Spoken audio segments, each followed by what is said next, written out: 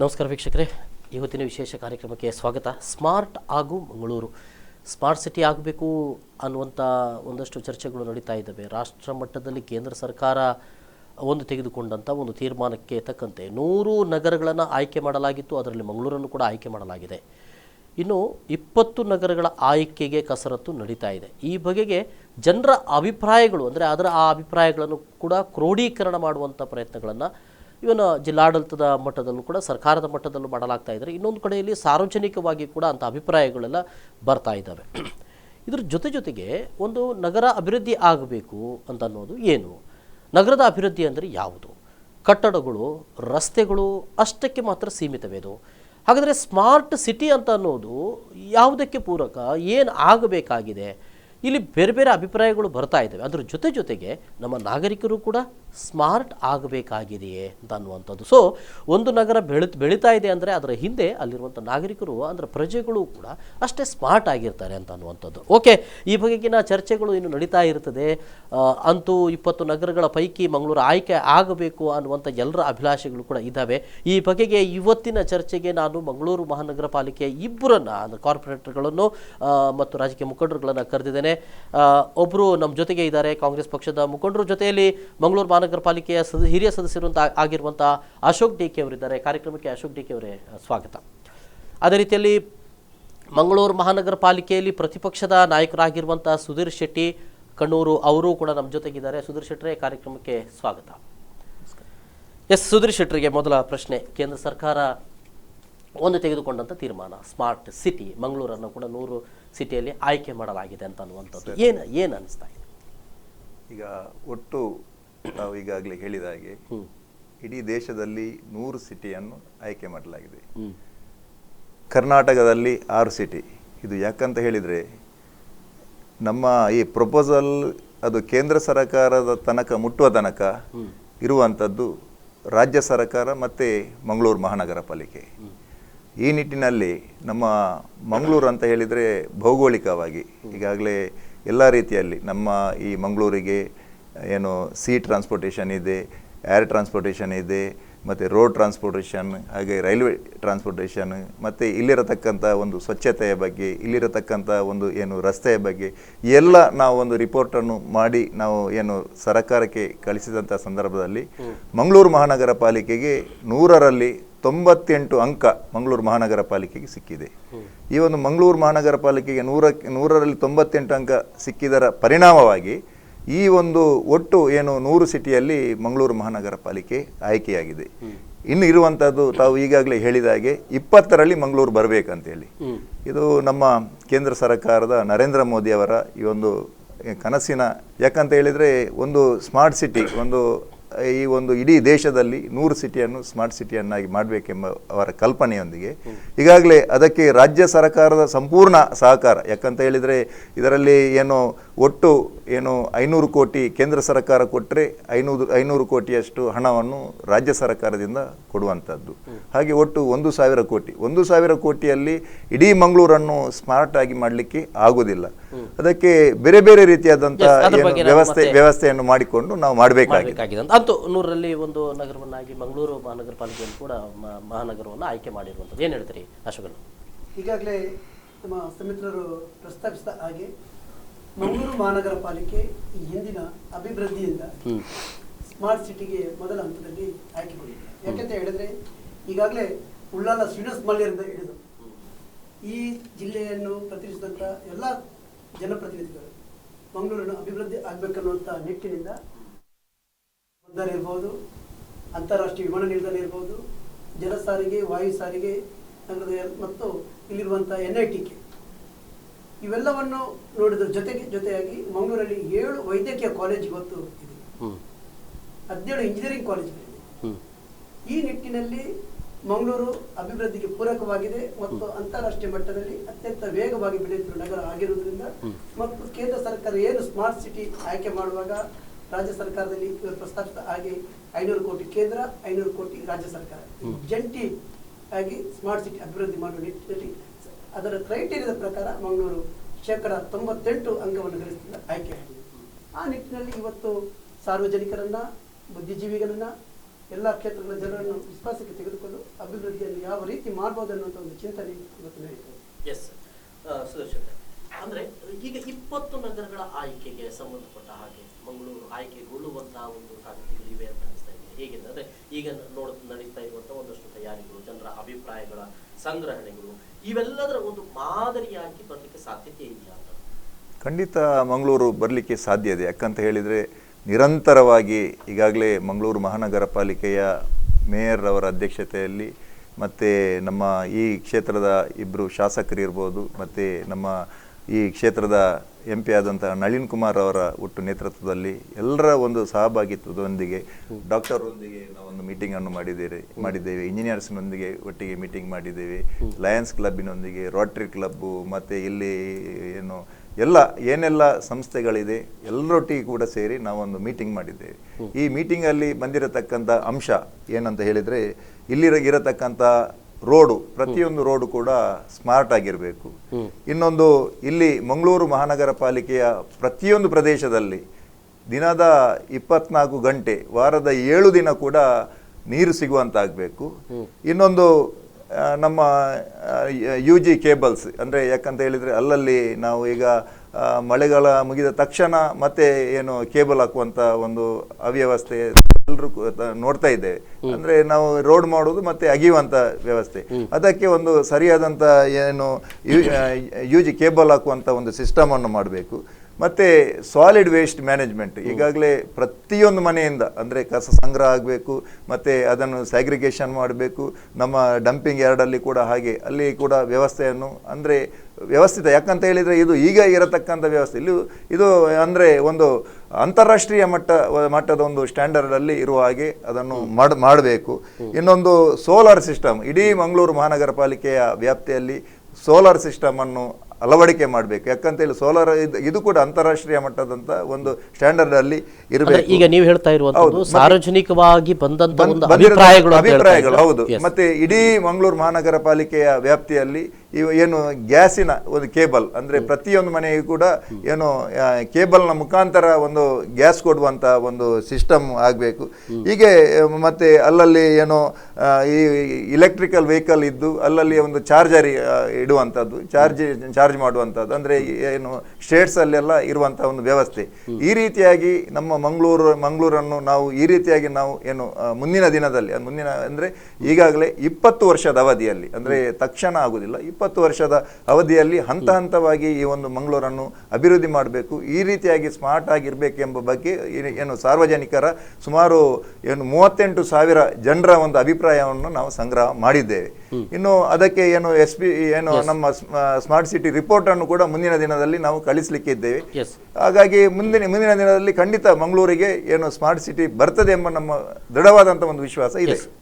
Ashok DK ಅವರೇ, ಈಗ ಕೇಂದ್ರ ಸರ್ಕಾರ ಕೊಟ್ಟಂತ ಸ್ಮಾರ್ಟ್ ಸಿಟಿ ಏನು? ಈಗ ಕೇಂದ್ರ ಹಾಗೂ ರಾಜ್ಯ ಸರ್ಕಾರದ ಸಹಭಾಗಿತ್ವದಲ್ಲಿ ನಡೆಯುವಂಥ ಈ ಸ್ಮಾರ್ಟ್ ಸಿಟಿ ಯೋಜನೆಯಲ್ಲಿ ಕೇಂದ್ರ 5 ವರ್ಷಗಳಲ್ಲಿ ಅಂದರೆ ವಾರ್ಷಿಕವಾಗಿ 100 ಕೋಟಿಯಾಗಿ, ರಾಜ್ಯ ಸರ್ಕಾರ ವಾರ್ಷಿಕವಾಗಿ 100 ಕೋಟಿಯಾಗಿ ಜಂಟಿಯಾಗಿ ಮಂಗಳೂರು ನಗರವನ್ನು ಅಭಿವೃದ್ಧಿಪಡಿಸುವುದು.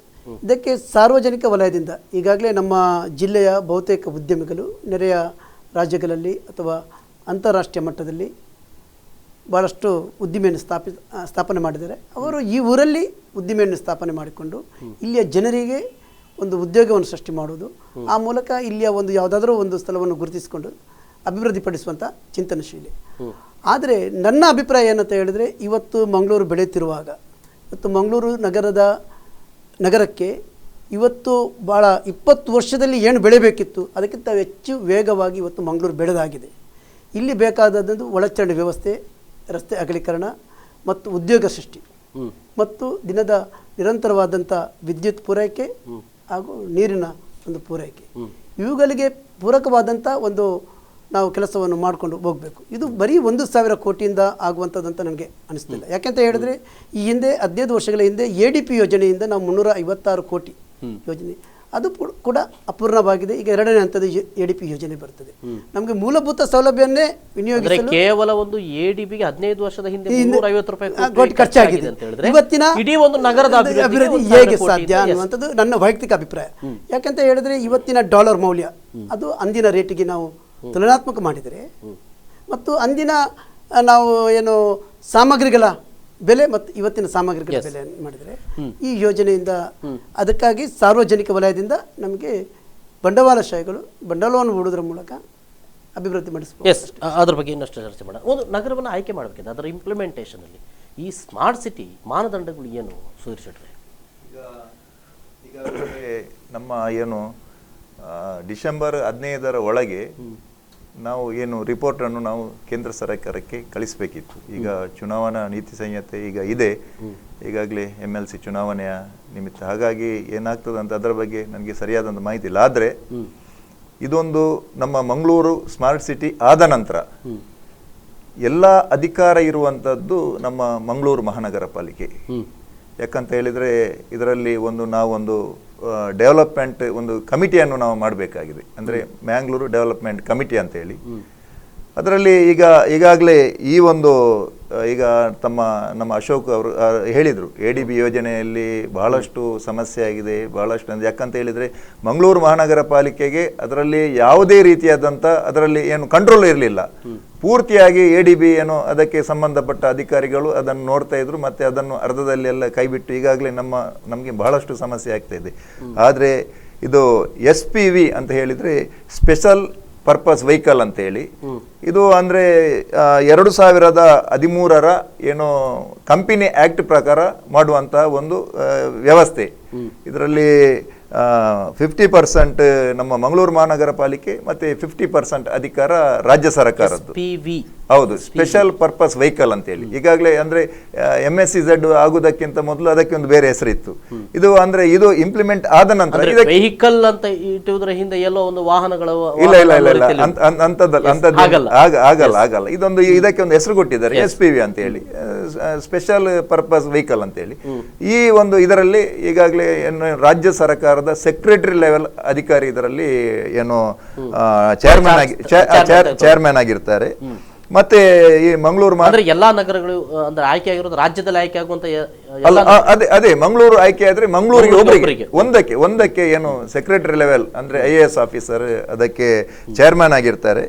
ನಂತರ ನಾವು ಸಜೆಸ್ಟ್ ಮಾಡುವಂಥದ್ದು ಅಂದ್ರೆ ಇಲ್ಲಿ MD ಅನ್ನು ನಾವು ಮಾಡುವಂಥದ್ದು ನಮ್ಮ ಮಂಗಳೂರು ಮಹಾನಗರ ಪಾಲಿಕೆಯ ಯಾರಾದ್ರೂ ವತಿಯಿಂದ. ಯಾಕಂತ ಹೇಳಿದ್ರೆ ಒಳ್ಳೆಯ ಒಂದು ದೊಡ್ಡ ಕಂಪನಿಯಲ್ಲಿ ಕೆಲಸ ಮಾಡಿದಂತ ಟೆಕ್ನಿಕಲ್ ಪರ್ಸನ್ ಇದ್ರೆ ಅವರನ್ನು ನಾವು MD ಆಗಿ ಅಂದ್ರೆ ಈ ಅಧಿಕಾರ ಇರುವಂತದ್ದೆಲ್ಲ ಮಂಗಳೂರು ಮಹಾನಗರ ಪಾಲಿಕೆಗೆ. ಮತ್ತೆ ಈ ಕ್ಷೇತ್ರದ MP ಅವರು ಮತ್ತೆ MLA ಅವರು ಮತ್ತೆ ಮಂಗಳೂರು ಮಹಾನಗರ ಪಾಲಿಕೆಯ ಏನು ಮೇಯರ್ ಅವರು ಪ್ರತಿಪಕ್ಷದವರು ಒಟ್ಟು ಸೇರಿ, ಯಾಕಂತ ಹೇಳಿದ್ರೆ ಅದರಲ್ಲಿ 10 ಜನ ಮಂಗಳೂರು ಮಹಾನಗರ ಪಾಲಿಕೆಯ ವತಿಯಿಂದ ಇದ್ರೆ 10 ಜನ ಏನು ರಾಜ್ಯ ಸರ್ಕಾರದ ವತಿಯಿಂದ ಇರ್ತಾರೆ. ಮತ್ತೆ ಅದಕ್ಕೆ ಇನ್ನೊಂದು ನಮ್ಮ ಚೀಫ್ ಎಕ್ಸಿಕ್ಯೂಟಿವ್ ಆಫೀಸರ್ ಇರ್ತಾರೆ. ಈ ರೀತಿಯಾಗಿ ಇರುವಂತ ಏನು ವ್ಯವಸ್ಥೆ. ಯಾಕಂತ ಹೇಳಿದ್ರೆ ಇದು ಇರುವಂತದ್ದು ಅಂದ್ರೆ ಮಂಗಳೂರು ಮಹಾನಗರ ಪಾಲಿಕೆ ಅಂಡರಲ್ಲಿ ಇರುವುದರಿಂದಾಗಿ ಯಾವ ಕ್ಷೇತ್ರವನ್ನು ನಾವು ಅಭಿವೃದ್ಧಿ ಮಾಡಬೇಕು ಮತ್ತೆ ಯಾವ ರೀತಿಯಾಗಿ ಹಣವನ್ನು ವಿನಿಯೋಗ ಮಾಡಬೇಕು ಇದರ ಬಗ್ಗೆ ಸಂಪೂರ್ಣವಾದಂತ ಏನು ಕಂಟ್ರೋಲ್ ಇರುವಂತದ್ದು ಮಂಗಳೂರು ಮಹಾನಗರ ಪಾಲಿಕೆಗೆ. ಹಾಗಾಗಿ ಇಲ್ಲಿ ಇರತಕ್ಕಂತ ಯಾಕಂತ ಹೇಳಿದ್ರೆ ಅಧಿಕಾರಿಗಳು ಅಂದ್ರೆ ಇಲ್ಲಿಗೆ ಬರುವಂತ ಅಧಿಕಾರ ಈ ಊರಿನವರು ಇರುವುದಿಲ್ಲ. ಯಾಕಂತ ಹೇಳಿದ್ರೆ ಬೇರೆ ಊರಿನವರು, ಅವರಿಗೆ ಈ ಊರು ಏನು ಅಭಿವೃದ್ಧಿ ಆಗ್ಬೇಕೆಂಬ ಏನು ಮನಸ್ಸಲ್ಲಿ ಇರುವುದಿಲ್ಲ. ಆದ್ರೆ ಇಲ್ಲಿರತಕ್ಕಂಥ ಶಾಸಕರು ಮತ್ತೆ MP ಅವರು ಮತ್ತೆ ಮೇಯರ್ ಅವರು ಎಲ್ಲರೂ ಕೂಡ ಇದ್ದಾಗ ಈ ಒಂದು ಮಂಗಳೂರನ್ನು ನಾವು ಅಂದ್ರೆ ಸ್ಮಾರ್ಟ್ ಸಿಟಿಯಲ್ಲಿ ನಮ್ಮ ಕಂಟ್ರೋಲ್ ಅಲ್ಲಿ ಇದನ್ನು ಅಭಿವೃದ್ಧಿ ಪಡಿಸಲಿಕ್ಕೆ ಎಲ್ಲಾ ರೀತಿಯಾದಂತಹ ಏನು ಕೆಲಸವನ್ನು ಮಾಡಲಿಕ್ಕೆ ಅನುಕೂಲ ಆಗ್ತದೆ. ಈಗ ಈ SPVV ಮೂಲಕ ಅಶೋಕಣ್ಣ ಎಲ್ಲೋ ಮಹಾನಗರ ಪಾಲಿಕೆ ಅಥವಾ ಸ್ಥಳೀಯ ಮಟ್ಟದ ಅಂದ್ರೆ ಜನರಿಗೆ ಕೊಟ್ಟಂತ ಅಂದ್ರೆ ಚುನಾವಣೆಯ ಮೂಲಕ ಆಯ್ಕೆಯಾಗಿದ್ದ ಜನಪ್ರತಿ ಆತ ತನ್ನ ಅಧಿಕಾರವನ್ನು ಕಳೆದುಕೊಳ್ಳುವುದಿಲ್ವೋ ಅಂತ ಇವತ್ತು ಆ ರೀತಿ ಅನ್ನೋದಕ್ಕಿಂತ ಬರುವಂತ ವ್ಯಕ್ತಿ, ಇವತ್ತು ನಾವು ಲೋಕಾಯುಕ್ತರನ್ನು ನೋಡ್ತಾ ಇದ್ದೇವೆ. ಇವತ್ತು ರಾಜಕೀಯ ಮಾತಾಡೋದಲ್ಲ ಅಥವಾ ಅಧಿಕಾರಿಗಳನ್ನು ದೂರುವುದಲ್ಲ. ಬರುವಂತ ಅಧಿಕಾರಿಗಳು ಎಷ್ಟು ಪ್ರಾಮಾಣಿಕತೆ, ಅವರ ಹಿನ್ನೆಲೆ ಏನು, ಅದರ ಮೇಲೆ ಹೊಂದಿಕೊಂಡು ಅಭಿವೃದ್ಧಿ ಚಿಂತನಶೀಲ ನಡೀತದೆ. ಇವತ್ತು ನಾವು ಬೆಳಗಾಗ್ತಾ ತಮ್ಮಂತ ಮಾಧ್ಯಮ ಮಿತ್ರರನ್ನು ವಿಚಾರಿಸಿದಾಗ ಅಥವಾ ಮಾಧ್ಯಮಗಳಲ್ಲಿ ನೋಡಿದಾಗ ಕೋಟ್ಯಾಂತರ ರೂಗಳ ಹಗರಣಗಳು ಯಾರಿಂದ ಬರ್ತದೆ? ದೊಡ್ಡ ದೊಡ್ಡ ಅಧಿಕಾರಿಗಳಿಂದ. ಇವತ್ತು ಇಷ್ಟು ದೊಡ್ಡ ಬೃಹತ್ ಯೋಜನೆ ಬರುವಾಗ ಪ್ರಾಮಾಣಿಕತೆ ಅಧಿಕಾರಿಗಳು ಇದ್ದರೆ, ಒಂದು ಅಭಿವೃದ್ಧಿಯ ಪರವಾಗಿ ಇದ್ದರೆ ಖಂಡಿತವಾಗಿ ಅಭಿವೃದ್ಧಿಯಲ್ಲಿ ಆಗೋದ್ರಲ್ಲಿ ಎರಡು ಮಾತಿಲ್ಲ. ಅಂದ್ರೆ ಇಲ್ಲೆಲ್ಲೋ ಜನಪ್ರತಿನಿಧಿಯಾಗಿ ಅಂದ್ರೆ ಜನರಿಂದ ಆಯ್ಕೆಯಾಗಿರುವಂಥ ಪ್ರತಿನಿಧಿ, ಆತನ ಅಭಿಪ್ರಾಯಗಳು, ಆತನ ಒಂದಷ್ಟು ಸಲಹೆಗಳು ಮತ್ತು ಆತನ ಕ್ಷೇತ್ರದ ಒಂದಷ್ಟು ಸಮಸ್ಯೆಗಳು ಹೀಗಿದೆ, ಇದನ್ನು ಈ ರೀತಿಯಾಗಿ ಪರಿಹರಿಸಬೇಕು, ಅದಕ್ಕೆ ಇಲ್ಲ, ಮನ್ನಣೆ ಇಲ್ಲಿ ಸಿಗಲೇಬೇಕು. ಏನಿದ್ರು ಇಲ್ಲೊಂದು ಕಮಿಟಿ ಇದೆ, ಆ ಕಮಿಟಿಯೇ ತೀರ್ಮಾನ ಮಾಡ್ತದೆ, ನಿಮಗೆ ಯಾವುದೇ ರೀತಿಯಾದ ಅಧಿಕಾರ ಇಲ್ಲ ಅಂತಂದು ಬಂದ. ಈಗ ಇದನ್ನು ಬಹುಶಃ ಸುಧೀರ್ ಶೆಟ್ಟರು ಕೂಡ ಓದಿರ್ಲಿಕ್ಕಿಲ್ಲ. ನಮ್ಮ ಒಪ್ಪಂದ ಹೇಗೆ ಇರ್ತದೆ ಅಂತ ನೋಡಬೇಕು. ಇವತ್ತು ಸ್ಮಾರ್ಟ್ ಸಿಟಿಯ ಎಗ್ರಿಮೆಂಟನ್ನು ಯಾರು ನೋಡಿಲ್ಲ. ಆ ಎಗ್ರಿಮೆಂಟ್ ಯಾವ ರೀತಿ ಬರ್ತದೆ ಅಂತ ನೋಡಿದ ಮೇಲೆ ಇದಕ್ಕೆ ನಿಮ್ಮ ಈ ಪ್ರಶ್ನೆಗೆ ಸರಿಯಾದ ನಿಖರವಾದ ಉತ್ತರ ಕೊಡ್ಬೋದು. ಎಸ್ ಸುಧೀರ್ ಶೆಟ್ಟಿ ಏನು ಹೇಳ್ತೀರಿ? ಈಗ ನೋಡಿ, ನಾನು ಮತ್ತೆ ಮತ್ತೆ ಹೇಳ್ತಾ ಇದ್ದೇನೆ, ಯಾಕಂತ ಹೇಳಿದ್ರೆ ಸಂಪೂರ್ಣವಾದಂಥ ಕಂಟ್ರೋಲ್ ಇರುವಂಥದ್ದು ಮಂಗಳೂರು ಮಹಾನಗರ ಪಾಲಿಕೆಗೆ.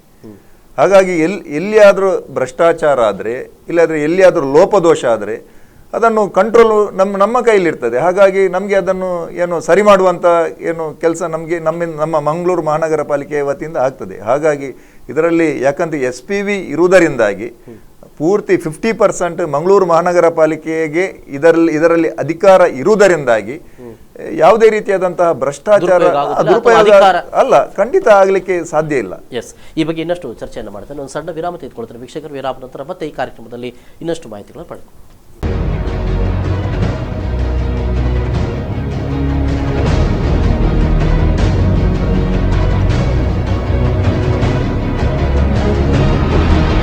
ಮತ್ತೊಮ್ಮೆ ಸ್ವಾಗತ ವೀಕ್ಷಕರೇ. ಸ್ಮಾರ್ಟ್ ಆಗು ಮಂಗಳೂರು ಈಗಾಗಲೇ ಮೊದಲ ಹಂತ ಚರ್ಚೆಯನ್ನು ಮುಗಿಸಿ ಬ್ರೇಕ್ನ ನಂತರ ಮತ್ತೊಮ್ಮೆ ನಮ್ಮ ಜೊತೆ ಅತಿಥಿಗಳಿದ್ದಾರೆ. ಪ್ರತಿಪಕ್ಷದ ನಾಯಕರು ಸುಧೀರ್ ಶೆಟ್ಟರು ಮತ್ತು ಕಾಂಗ್ರೆಸ್ ಪಕ್ಷದ ಮುಖಂಡರು ಮತ್ತು ಹಿರಿಯ ಮಹಾನಗರ ಪಾಲಿಕೆ ಸದಸ್ಯರು ಅಶೋಕ್ ಡಿಕೆ ಅವರು ಕೂಡ ಇದ್ದಾರೆ. ಈಗಾಗಲೇ ನಾವು ಮಾತಾಡ್ತಿದ್ದೇವೆ, ಅಂದರೆ ಜನಾಧಿಕಾರವನ್ನು ನಾವು ಕಳೆದುಕೊಳ್ಳಲಿದ್ದೇವೆ ಅಂತ ಅನ್ನುವಂಥ ಒಂದು ಆತಂಕ ಒಂದೆಡೆಯಲ್ಲಿ. ಎಲ್ಲ ಅಭಿವೃದ್ಧಿಗಳು ಹೌದು, ಯೋಜನೆಗಳು ಹೌದು, ಎಲ್ಲವೂ ಹೌದು. ಎಲ್ಲಿಂದಲೋ ಬಂದಂಥ ಒಂದು ಯೋಜನೆ ಯಾರೋ ಒಬ್ಬ ಅಧಿಕಾರಿಯಾಗಿ ಬರ್ತಾನಂತೆ, ಅಲ್ಲಿ ಅವರೇ ಸೂಚಿಸುವಂಥದ್ದಂತೆ, ಈ ರೀತಿಯಾದಂಥ ಕೆಲವು ಮಾತುಗಳು ಕೇಳಿ ಬರ್ತಾ ಇರುವಂಥದ್ದು. ಸುಧೀರ್ ಅದನ್ನು ನಾನು ಕೇಳ್ತಾ ಇರುವಂಥದ್ದು. ಈಗ ನೋಡಿ, ಈಗ ಸ್ಮಾರ್ಟ್ ಸಿಟಿಯಲ್ಲಿ ಅಂದರೆ ಜನರ ಅಭಿಪ್ರಾಯ ಖಂಡಿತವಾಗಿಯೂ ನಮ್ಮ ಪರವಾಗಿ ಬರ್ತದೆ. ಯಾಕಂತ ಹೇಳಿದರೆ ಅದು ಒಮ್ಮೆಲೆ ನಮ್ಮ ಮೇಲೆ ವಿಶ್ವಾಸ ಬರುವುದಿಲ್ಲ. ಯಾಕಂತ ಹೇಳಿದರೆ ಇಂಥದ್ದೆಲ್ಲ ಯೋಜನೆ ಅಂದರೆ ಜನರ ಮನಸ್ಸಲ್ಲಿ ಇದು ಆಗ್ತದಾ, ಇದು ಯಾವಾಗ ಮಾಡಲಿಕ್ಕೆ, ಇದನ್ನು ಮಾಡಲಿಕ್ಕೆ ಇವರಿಂದ ಆಗ್ತದಾ ಅಂಥದ್ದೆಲ್ಲ ಪ್ರಶ್ನೆ ಎಲ್ಲ ಬರ್ಬೋದು.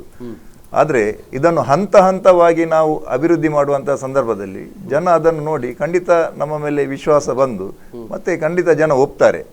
ಒಪ್ಪಿ ಈ ಒಂದು ಏನು ಸ್ಮಾರ್ಟ್ ಸಿಟಿಯ ಏನು ಕಾನ್ಸೆಪ್ಟ್ ಇದೆ ಇಂಪ್ಲಿಮೆಂಟ್ ಆಗಲಿಕ್ಕೆ ಖಂಡಿತ ಜನರ ಸಹಕಾರ ಇರ್ತದೆ.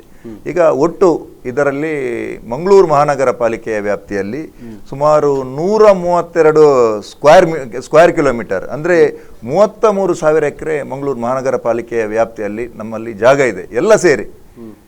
ಅದರಲ್ಲಿ ಈಗ ತಕ್ಷಣ ಅಂದರೆ ಅದನ್ನು 9 ಫೇಸ್ ಆಗಿ ನಾವು ಡಿವೈಡ್ ಮಾಡಿ, ಯಾಕಂತ ಹೇಳಿದರೆ ಇದು 5 ವರ್ಷದಲ್ಲ, ಒಟ್ಟು ನಾವು 20 ವರ್ಷದ ಒಂದು ಕಾನ್ಸೆಪ್ಟ್ ಇಟ್ಟುಕೊಂಡು ಈ ರೀತಿಯಾಗಿ ಒಂದು ಸ್ಮಾರ್ಟ್ ಆಗಿ ಮಂಗಳೂರನ್ನು ಮಾಡುವಂಥದ್ದು.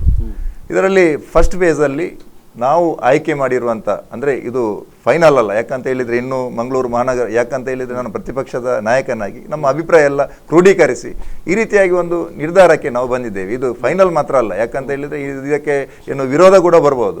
ಫಸ್ಟ್ ಫೇಸಲ್ಲಿ ನಮ್ಮ ಕೂಳೂರು ಬ್ರಿಡ್ಜಿನಿಂದ ಮರವೂರು ಬ್ರಿಡ್ಜ್ ತನಕ ಇರತಕ್ಕಂಥ ಸುಮಾರು ಒಂದು 3,750 ಎಕರೆ ಜಾಗದಲ್ಲಿ ಅಲ್ಲಿ ಈಗಾಗಲೇ ಮಂಗಳ ಕಾರ್ನಿಶ್ ಏನು ರಸ್ತೆಯ ಬಗ್ಗೆ ಈಗಾಗಲೇ ಬಹಳಷ್ಟು ಅದರ ಬಗ್ಗೆ ಚರ್ಚೆ ಆಗಿತ್ತು.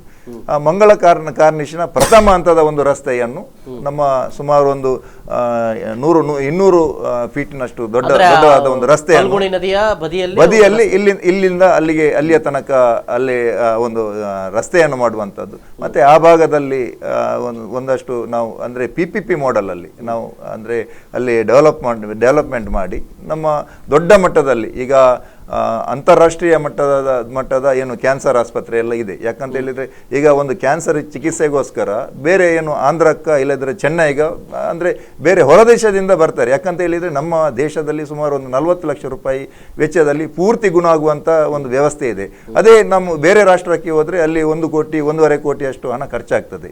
ಈ ನಿಟ್ಟಿನಲ್ಲಿ ಅದಕ್ಕಿಂತ ಕಡಿಮೆ ಏನು ಮಟ್ಟದಲ್ಲಿ ಅಂದರೆ ಒಳ್ಳೆಯ ಒಂದು ನಾವು ಇನ್ಫ್ರಾಸ್ಟ್ರಕ್ಚರ್ ಡೆವಲಪ್ಮೆಂಟ್ ಮಾಡಿ ಒಳ್ಳೆಯ ಹಾಸ್ಪಿಟಲ್ ತಂದು ಏನು ನಮ್ಮ ಅಂತಾರಾಷ್ಟ್ರೀಯ ಮಟ್ಟದವರೊಟ್ಟಿಗೆ ನಾವು PPP ಆಧಾರದಲ್ಲಿ ಇಲ್ಲಿ ಇರತಕ್ಕಂತ ಏನು ಹಾಸ್ಪಿಟಲ್ ಮಾಡುವಂತ ಒಂದು ಜವಾಬ್ದಾರಿಯನ್ನು ಸಂಬಂಧಪಟ್ಟಂತ ಇಲಾಖೆ ತೆಗೆದುಕೊಂಡ್ರೆ ಹೌದು ಆ ರೀತಿಯಾಗಿ ಮಾಡಿದ್ರೆ ಆ ಒಂದು ನಮಗೆ ಬಹಳಷ್ಟು ನಮ್ಮ ಮಂಗಳೂರಿಗೆ ಒಂದು ಕಡೆಯಲ್ಲಿ ಮಂಗಳೂರು ಮಹಾನಗರ ಪಾಲಿಕೆಗೆ ಆದಾಯ ಕೂಡ ಬರ್ತದೆ.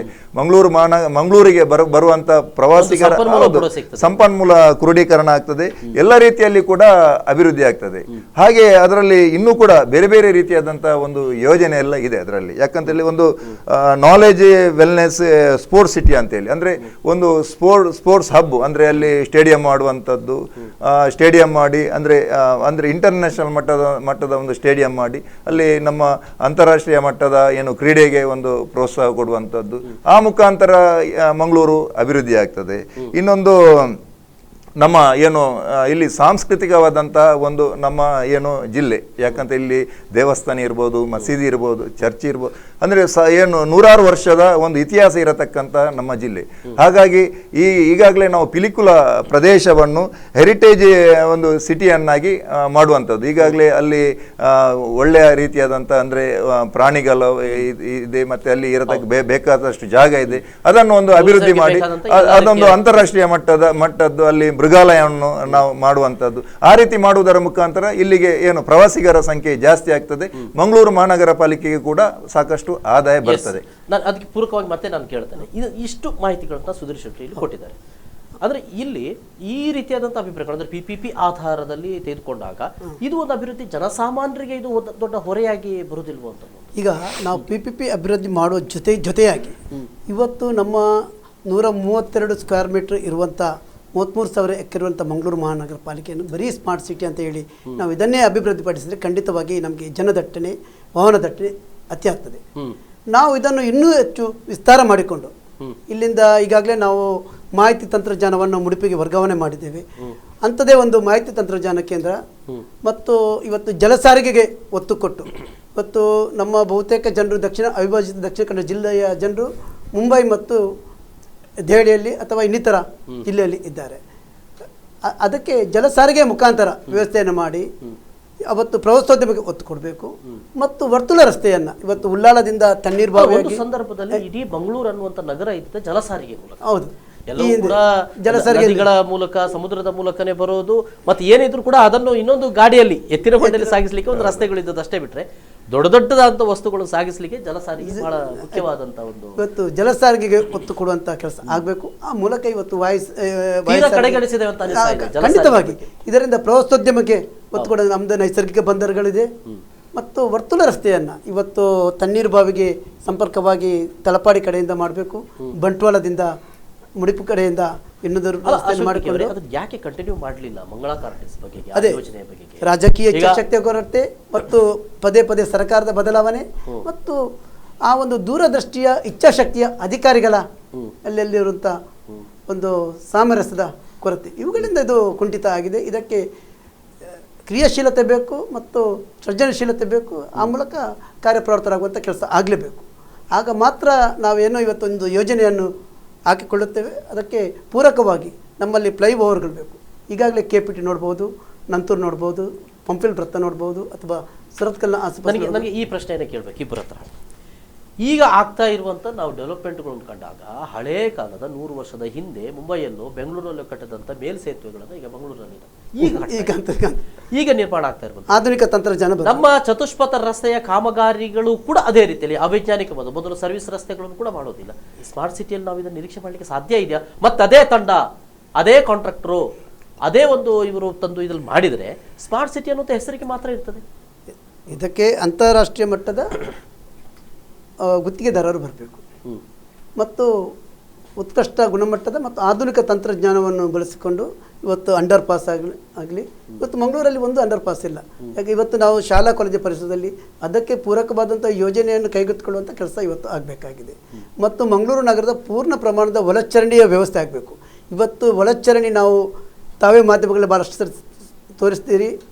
ಇವತ್ತು ಮಂಗಳೂರು ನಗರದ ಓಲ್ಡ್ ಮುನ್ಸಿಪಾಲಿಟಿ ಏರಿಯಾದಲ್ಲಿ ಸಂಪೂರ್ಣವಾದಂಥ ಒಳಚರಂಡಿ ಬದಲಾವಣೆ ಆಗಬೇಕು ಮತ್ತು ಒಳಚರಂಡಿಯ ನೀರು ಸದ್ಬಳಕೆ ಆಗುವ ಹಾಗೆ ಇವತ್ತೇನು ಸುಧೀರ್ ಶೆಟ್ಟಿ ಅವರು ಹೇಳಿದರು, ಇವತ್ತು ನಮ್ಮಲ್ಲಿ ಪಿಲಿಕುಳ ನಿಸರ್ಗಧಾಮ ಇರ್ಬೋದು ಅಥವಾ ಅಲ್ಲಲ್ಲಿ ನಾವು ಪಾರ್ಕ್ಗಳನ್ನು ಮಾಡಲಿಕ್ಕೆ ಅದಕ್ಕೆ ನೀರು ಉಣಿಸುವಂಥದ್ದು ನಾವು STP ಮೂಲಕ ಅದನ್ನು ಸದ್ಬಳಕೆ ಮಾಡುವಂಥ ಕೆಲಸ ಆಗಲೇಬೇಕು. ಮತ್ತು ಮಂಗಳೂರಿಗೆ ನೀರು ಇಂಗಿಸುವಂಥ ಕೆಲಸ ಇವತ್ತು ಮತ್ತು ಸೋಲಾರ್ ಸಿಸ್ಟಮ್ ಅನ್ನು ಪರಿಸ್ಥಿತಿ ಬಂದಿದೆ. ಅದನ್ನು ಶುದ್ಧೀಕರಿಸಿಕೊಂಡು ಮಾಡುವಂಥ ಕೆಲಸ ಆಗಬೇಕು. ಇವತ್ತು ಅದೇ ನಾನು STP ಆಗಬೇಕಂತ ಹೇಳಿದನಿಲ್ಲ. ಮತ್ತು ಬರುವಂಥ ಇನ್ನು ಮಂಗಳೂರು ನಗರದಲ್ಲಿ ಬಹುಮಾಡಿ ಕಟ್ಟಡಗಳಿಗೆ ಪರವಾನಗಿ ಕೊಡೋದನ್ನು ನಿಲ್ಲಿಸಬೇಕು ನನ್ನ ಲೆಕ್ಕಾಚಾರದಲ್ಲಿ. ಯಾಕೆಂತ ಹೇಳಿದ್ರೆ ನನ್ನ ವೈಯಕ್ತಿಕ ಅಭಿಪ್ರಾಯ ಕೊಡ್ತಾ ಇದ್ದೇನೆ. ಇವತ್ತು 30 ಅಂತಸ್ತಿನ 40 ಅಂತಸ್ತಿನ ಕಟ್ಟಡಗಳು ಒಂದೇ ರಸ್ತೆಯ ಎಡಬಲ ಅಂತ ಅಗಲಕ್ಕಿಂತಾದ ರಸ್ತೆಯಲ್ಲಿ ಬರ್ತಾ ಉಂಟು. ಒಂದೊಂದು ಮಾಡಿಯಲ್ಲಿ ಒಂದೊಂದು ಬಿಲ್ಡಿಂಗಲ್ಲಿ 300-350 ವಸತಿ ಸಂಖ್ಯೆಗಳು ಬಂದರೆ ಆ ಭಾಗದಲ್ಲಿ ಸುಮಾರು 2000 ಮನೆಗಳು ಬರ್ತದೆ. ಅಲ್ಲಿ ಬೆಳಗಿನ ಹೊತ್ತಿನ ಜನದಟ್ಟಣೆ ಇವುಗಳನ್ನು ನೋಡಿದಾಗ ಬಹಳ ಕಷ್ಟಕರ. ಅದಕ್ಕೆ ಮುಂದಿನ ದಿನಗಳಲ್ಲಿ ಜಿಲ್ಲಾಡಳಿತ ಮತ್ತು ನಗರಾಭಿವೃದ್ಧಿ ಪ್ಲಾನಿಂಗ್ಗಳು ಬೇಕಾಗಿದೆ. ಬಹು ಅಂತಸ್ತಿನ ಮಹಡಿಗಳ ಕಟ್ಟಡ ಕಟ್ಟುವಾಗ ಅದನ್ನು ಎಲ್ಲಿ ಕಟ್ಟಬೇಕು, ಯಾವ ಜಾಗವನ್ನು ಆಯ್ಕೆ ಔಟ್ಸ್ಕರ್ಟ್ ಸ್ವಲ್ಪ ಮಾಡಿಕೊಂಡು ಡೆವಲಪ್ಮೆಂಟ್ ಮಾಡಬೇಕು. ಮತ್ತು ಮುಂದಿನ ದಿನಗಳಲ್ಲಿ ನಾವು ಬಡಾವಣೆಗಳನ್ನು ನಿರ್ಮಿಸಬೇಕು. ಇವತ್ತು ಬೆಂಗಳೂರಲ್ಲಿ ಬಡಾವಣೆಗಳು ಆಗಿದ್ದರಿಂದ ಇವತ್ತು 40% ಜಾಗವನ್ನು ರಿಸರ್ವೇಷನ್ ಮಾಡ್ತಾರೆ. ಅಲ್ಲಿ ಪಾರ್ಕ್ಗಳು ಬರ್ತದೆ, ಅಲ್ಲಿ ಮೈದಾನ ಇರ್ತದೆ. ಎಲ್ಲಿ ನೋಡಿದ್ರಲ್ಲಿ ಮೈದಾನ ಕಾಣ್ತದೆ, ಎಲ್ಲಿ ನೋಡಿದ್ರಲ್ಲಿ ಪಾರ್ಕ್ಗಳು ಕಾಣ್ತದೆ. ಜನರಿಗೆ ನೇರವಾದಂಥ ರಸ್ತೆಗಳು ಸಿಗ್ತದೆ, ಅಡ್ಡ ರಸ್ತೆ, ಜನರಿಗೆ ಸಂಪರ್ಕಕ್ಕೆ ಅಭಿವೃದ್ಧಿ ಪೂರಕವಾಗ್ತದೆ. ಅಂಥ ರಸ್ತೆಗಳನ್ನು ನಿರ್ಮಿಸೋದಕ್ಕೆ ನಾವು ಇವತ್ತು ನಗರಾಭಿವೃದ್ಧಿ ಪ್ರಾಧಿಕಾರ, ಜಿಲ್ಲಾಡಳಿತ ಇವತ್ತು ಕೃಷಿ ಭೂಮಿಯನ್ನು ಪರಿವರ್ತನೆ ಮಾಡುವಾಗ ತಗ್ಗು ಪ್ರದೇಶಗಳಲ್ಲಿ ಬಹುಮಾಡಿ ಕಟ್ಟಡ ಕೊಡುವುದು, ಅದು ಮಳೆಗಾಲದಲ್ಲಿ ಆಗುವಂಥ ನ್ಯೂನತೆ ತೊಂದರೆಗಳನ್ನು ದೂರದೃಷ್ಟಿಯಲ್ಲಿ ಇಡಬೇಕು. ಇವುಗಳನ್ನೆಲ್ಲ ಸರಿದೂಗಿಸಿಕೊಂಡು ಅಲ್ಲ, ಇದಕ್ಕೆ ಪೂರಕವಾಗಿ ಸುಧೀರ್ ಶೆಟ್ಟಿ, ಅಂದ್ರೆ ಯೋಜನಾಬದ್ಧವಾದಂಥ ನಗರ ಅಲ್ಲ ಮಂಗಳೂರು. ಇದನ್ನು ಯೋಜನಾಬದ್ಧವಾಗಿ ಮಾಡಬೇಕಿದ್ರೆ ತುಂಬಾ ಕಷ್ಟಗಳಿವೆ. ಒಂದು ರಸ್ತೆಯನ್ನ ನೇರ ಮಾಡಬೇಕಿದ್ರೆ ಒಂದಷ್ಟು ಖಾಸಗಿ ಆಸ್ತಿಗಳನ್ನ ನೀವು ತೆಗೆದುಕೊಳ್ಬೇಕಾಗುತ್ತದೆ. ಖಂಡಿತ. ಸೊ ಇದು ಹೇಗೆ ಮ್ಯಾನೇಜ್ ಮಾಡ್ತದೆ ಸ್ಮಾರ್ಟ್ ಸಿಟಿ ಅಂತ. ಅದಕ್ಕೋಸ್ಕರ ನೋಡಿ, ಈಗ ನಮ್ಮ ಅಶೋಕ್ರವರು ಹೇಳಿದ್ರು ಈಗಾಗಲೇ, ಅಂದ್ರೆ ನಮ್ಮ ರಸ್ತೆ ಅಗಲೀಕರಣ ಆಗ್ಬೇಕಂತ ಹೇಳಿ. ಖಂಡಿತ ರಸ್ತೆ ಅದರಲ್ಲಿ ಕೂಡ ಒಂದು ಏನು ಪ್ರೊವಿಷನ್ ಇದೆ. ಏನಂತ ಹೇಳಿದ್ರೆ 30 ಮೀಟರ್ನ ಏನು ರಸ್ತೆಯನ್ನು ಒಂದು ಗುರುತಿಸುವಂಥದ್ದು. ಅಂದರೆ ಉದಾಹರಣೆ ನಮ್ಮ MG ರಸ್ತೆ, ಇದು 30 ಮೀಟರ್ನ ರಸ್ತೆ. ಇಂಥ ರಸ್ತೆ ಎಲ್ಲಿ ನಮಗೆ ಅಗತ್ಯ ಇದೆ ಅಂತ ಒಂದು ಎಲ್ಲ ರಸ್ತೆಯನ್ನು ಕೂಡ ನಾವು ಐಡೆಂಟಿಫೈ ಮಾಡುವಂಥದ್ದು. ಇನ್ನೊಂದು 18 ಮೀಟರ್, ಈಗಾಗಲೇ ನಮ್ಮ ನಂದಿಗುಡ್ಡ ರಸ್ತೆ ತಾವು ನೋಡಿರ್ಬೋದು. ಅಂದರೆ ಅಲ್ಲಿ ಅಂದರೆ ಹೆವಿ ವೆಹಿಕಲ್ ಇಲ್ಲ, 18 ಮೀಟರ್ ಇದೆ. ಅದನ್ನು ಯಾವ ರೀತಿಯಾಗಿ ಅಭಿವೃದ್ಧಿ ಮಾಡುವಂಥದ್ದು. ಮತ್ತು ಕೆಲವು ಕನೆಕ್ಟಿಂಗ್ ರಸ್ತೆ ಎಲ್ಲ ಇರ್ತದೆ. ಆ ಕನೆಕ್ಟಿಂಗ್ ರಸ್ತೆಯನ್ನು ಯಾಕಂತ ಹೇಳಿದರೆ ನಮಗೆ ಕೆಲವೊಂದು ಜಾಗದಲ್ಲಿ ಉದಾಹರಣೆಗೆ ನಾವು ಇಲ್ಲಿ ಸರ್ಕಿಟ್ ಹೌಸ್ನಿಂದ ಕೆಳಗೆ ಬರುವಾಗ ಮತ್ತೊಂದು ನಮ್ಮ ಬನ್ಸ್ ಹಾಸ್ಟೆಲ್ಲಿಗೆ ಒಂದು ಕನೆಕ್ಟಿಂಗ್ ರಸ್ತೆ, ಆ ರಸ್ತೆಯನ್ನು ಯಾವ ರೀತಿ ಇಂಥದ್ದೆಲ್ಲ ಒಂದು ಐಡೆಂಟಿಫೈ ಮಾಡಿ ಎಲ್ಲ ನಾವು ಸರಿಯಾದಂಥ ಒಂದು ವರದಿಯನ್ನು ಮಾಡಿ ಎಲ್ಲಿಯೆಲ್ಲ ಅಗತ್ಯತೆ ಇದೆ ಅದಲ್ಲೆಲ್ಲ ಮಾಡುವಂಥದ್ದು ಈ ಒಂದು ಸ್ಮಾರ್ಟ್ ಸಿಟಿ ಏನೋ ನಮ್ಮ ರಿಪೋರ್ಟಲ್ಲಿ ಅದು ಕೂಡ ಸೇರಿರ್ತದೆ. ಒಟ್ಟು ಅಂದರೆ ಮುಂದಿನ ಒಂದು 20 ವರ್ಷದ ಒಂದು ಯೋಜನೆಯನ್ನು ನಾವು ಯೋಚನೆಯನ್ನು ಇಟ್ಕೊಂಡು ನಾವು ಪ್ರಥಮ ಹಂತದಲ್ಲಿ ತಾವೀಗಾಗಲೇ ಹೇಳಿದ್ದೀರಿ. ಅಂದರೆ ಆ ಪ್ರದೇಶದಲ್ಲಿ ಖಂಡಿತ ಸಾಧ್ಯ ಇದೆ ಮಾಡಲಿಕ್ಕೆ. ಅಲ್ಲಿ ನಮ್ಮ ಕುಂಜತ್ ಬೈಲು ಮತ್ತು ಆ ಮರಕಡ ಈ ಕಡೆ ನಮ್ಮ ಗುರುಪುರ ನದಿಯ ತನಕ ಸಾಕಷ್ಟು ಖಾಲಿ ಜಾಗ ಇದೆ. ಆ ಖಾಲಿ ಜಾಗವನ್ನು ಅಂದರೆ PPP ಆಧಾರದಲ್ಲಿ ಏನಾದರೂ ಅಭಿವೃದ್ಧಿಪಡಿಸಿ ಅಲ್ಲಿ ಪ್ರಥಮ ಹಂತದ್ದು ಅಂದರೆ 5 ವರ್ಷದ ಅವಧಿಯಲ್ಲಿ ಆ ಒಂದು ಯೋಜನೆಯನ್ನು ಕಾರ್ಯಗತ ಮಾಡಲಿಕ್ಕೆ ನಮಗೆ ಸಾಧ್ಯ. ಹೇಗೆ ಅಂದರೆ ಅದೇ ಇಂಜಿನಿಯರ್ ಇರ್ತಾರೆ, ಅವರೇ ಕಾಂಟ್ರಾಕ್ಟರ್ ಇರ್ತಾರೆ, ಅವರೇ ಮಾಡಿರ್ತಾರೆ. ಈಗ ಮತ್ತೆ ಇನ್ನೊಂದು ಇದನ್ನು ಮಾಡಬೇಕು ಅಂತಂದಾಗ ಇಲ್ಲಿ ಸ್ಮಾರ್ಟ್ ಸಿಟಿಯಲ್ಲಿ ಹೀಗೆ ಇರಬೇಕು, ಇದೇ ರೀತಿಯಂಥ ಕ್ವಾಲಿಟಿ ಇರಬೇಕು, ರಸ್ತೆಗಳು ಹೀಗೆ ಇರಬೇಕು, ಇಷ್ಟೇ ಅಗಲ ಇರಬೇಕು. ಇದರಲ್ಲಿ ಅಲ್ಲ, ಈಗ ನಾವು ಕೂಡ ಅಂದರೆ ಎಲ್ಲರೂ ಕೂಡ ಅಂದರೆ ನಮ್ಮ ಆಡಳಿತ ಮತ್ತು ಪ್ರತಿಪಕ್ಷ ಇಬ್ಬರೂ ಕೂಡ ಸೇರಿ ನಮಗೆ ಈಗಾಗಲೇ ಸೆಕ್ರೆಟರಿ ಲೆವೆಲ್ ಆಫೀಸರ್ ನಮಗೆ ಬಹಳ ಒಂದು ಉತ್ತಮವಾದಂಥ ಅಧಿಕಾರಿ ನಮಗೆ ಬೇಕು. ಬಹುಶಃ ಈ ಮಂಗಳೂರಲ್ಲಿ ಇದ್ದು ಮಂಗಳೂರಿನ ಅಭಿವೃದ್ಧಿಯಲ್ಲಿ ಬಹಳಷ್ಟು ಸಹಕರಿಸಿದಂಥ ಪೊನ್ನುರಾಜರವರನ್ನು ನಾವು ಪ್ರಯತ್ನ ಮಾಡ್ತಾ ಇದ್ದೇವೆ. ಪೊನ್ನುರಾಜು ಬಂದರೆ ಅದರಲ್ಲಿ ಕ್ವಾಲಿಟಿಯಲ್ಲಿ ಯಾಕಂತ ಹೇಳಿದರೆ ದಿನದ 24 ಗಂಟೆ ಕೂಡ ಕೆಲಸ ಮಾಡ್ತಾರೆ. ಒಳ್ಳೆ ಅವರಿಗೆ ಯೋಚನೆ ಇದೆ. ಮತ್ತು ಅವರು ದಿನದ 24 ಗಂಟೆ ನಮ್ಮೊಂದಿಗೆ ಇದ್ದು ಅಂದರೆ ಫ್ರೆಂಡ್ಲಿಯಾಗಿ ಕೆಲಸ ಮಾಡುವಂಥ ಒಬ್ಬ ಅಧಿಕಾರಿ. ಹಾಗಾಗಿ ಅಂಥ ಅಧಿಕಾರಿ ನಮ್ಮೊಂದಿಗೆ ಇದ್ದರೆ ಖಂಡಿತ ನಾವು ಈ ಒಂದು ಯೋಜನೆಯನ್ನು ನಾವು ಕಾರ್ಯಗತ ಮಾಡಲಿಕ್ಕೆ ಖಂಡಿತ ಸಾಧ್ಯ ಇದೆ. ಏನು ಹೇಳ್ತಾರೆ ಇವರು ಹೇಳಿದ ಮಾತಿಗೆ ಪೂರಕವಾಗಿ ಪೊನ್ನುರಾಜು, ಭರತ್ಲಾಲ್ ಮೀಡಿದಂಥ ಅಧಿಕಾರಿಗಳು ನಾನು ಆವಾಗಲೇ ಪ್ರಸ್ತಾಪ ಮಾಡಿದೆ ಪ್ರಾರಂಭದಲ್ಲಿ. ಇಲ್ಲಿ ಬರುವಂಥ ಅಧಿಕಾರಿಗಳು ಯಾರು ಅದರ ಮೇಲೆ ಡಿಪೆಂಡ್ ಆಗಿ ಉಂಟು. ಮತ್ತು ಸ್ಮಾರ್ಟ್ ಸಿಟಿ ಮಾಡುವಾಗ ನನ್ನ ಲೆಕ್ಕದಲ್ಲಿ ಈಗ ಮಂಗಳೂರಿಂದ ಪುತ್ತೂರು, ಮಂಗಳೂರಿಂದ ನಾವು ತಲಪಾಡಿ ಕಡೆ ಅದು ಮಂಜೇಶ್ವರ ತನಕ ವಿಸ್ತರಣೆ ಮಾಡ್ಬೋದು. ಅಂದರೆ ಇಲ್ಲಿ ಉಡುಪಿ ಕಡೆ ನಾವೆಲ್ಲ ಇಂಟರ್ಸಿಟಿ ರೈಲ್ಗಳನ್ನು ಮಾಡಬೇಕು. ಇವತ್ತು ಜನದಟ್ಟಣೆ ಕಡಿಮೆ ಮಾಡಬೇಕು. ಇಂಟರ್ಸಿಟಿ ರೈಲ್ಗಳು ಮಾಡುವಾಗ ರೈಲ್ವೆ ಸ್ಟೇಷನ್ನಿಂದ ನಮ್ಮ ಸರ್ವಿಸ್ ಬಸ್ ಸ್ಟ್ಯಾಂಡ್ಗಳಿಗೆ ಸಂಪರ್ಕ ರಸ್ತೆಗಳನ್ನು ಅಭಿವೃದ್ಧಿಪಡಿಸಿ ರೈಲ್ವೆ ಸ್ಟೇಷನ್ನಿಂದ ಬಸ್ ಸ್ಟ್ಯಾಂಡ್ಗಳಿಗೆ ಪ್ರತ್ಯೇಕವಾದಂಥ ರಸ್ತೆಯನ್ನು ಮಾಡಬೇಕು. ಆ ಮೂಲಕ ಜನರಿಗೆ ರೈಲ್ವೆ ಸ್ಟೇಷನ್ನಿಂದ ಸರ್ವಿಸ್ ಸ್ಟ್ಯಾಂಡ್ಗಳಿಗೆ ಸರ್ವಿಸ್ ಬಸ್ ಸ್ಟ್ಯಾಂಡ್ಗಳಿಗೆ ಹೋಗುವಂಥ ರಸ್ತೆಗಳು ನಿರ್ಮಾಣ ಆಗಬೇಕು. ಆಗ ಜನರಿಗೆ ಏನಾಗ್ತದಂತೆ ಅತಿ ಕಡಿಮೆ ಖರ್ಚಿನಲ್ಲಿ ಇವತ್ತು ನಾವು ವೆಸ್ಟ್ ಬೆಂಗಾಲ್ ಇರ್ಬೋದು, ಕೇರಳ ರಾಜ್ಯದಲ್ಲಿ ನೋಡುವ ಎಲ್ಲರೂ ರೈಲನ್ನೇ ಡಿಪೆಂಡ್ ಆಗಿರ್ತಾರೆ. ಯಾಕೆಂತೇಳಿ ಇಲ್ಲಿಂದ ಮಂಗಳೂರಿಂದ ಕಾಸರಗೋಡಿಗೆ ಒಂದು ಟ್ರೈನಲ್ಲಿ ಹೋಗೋದಿದ್ರೆ 10 ರೂಪೀಸಲ್ಲಿ ಹೋಗ್ತದೆ.